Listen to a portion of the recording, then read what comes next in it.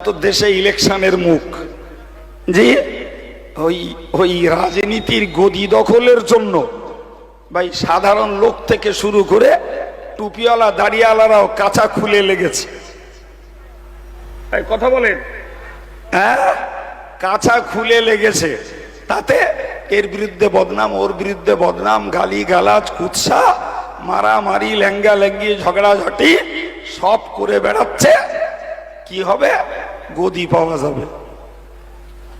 কথা বলছেন না কেন? গদি পাওয়া যাবে।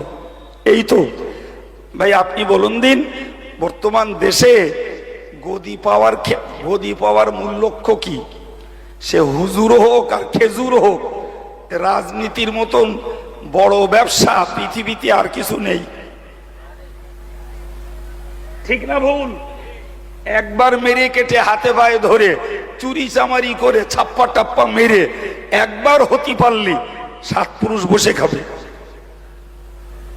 ভারতবর্ষের রাজনীতিতে আজকে 40 বছর জ্ঞানগত জীবনে দেখে আসছি যে এখানকার রাজনীতি এটা মানুষের সেবার জন্য নয়, এটা শান্তির জন্য নয়, এটা সুবিচারের জন্য নয়, এটা টাকার জন্য, গদির জন্য, জাতির কাছে নেতৃত্ব আর মাতব্বরি করার জন্য। চাই সে কোনো হুজুর সাহেব হোক আর সাধারণ জনগণ হোক, গো পর্দায় এদেশের রাজনীতির নায়কেরা সব সমান।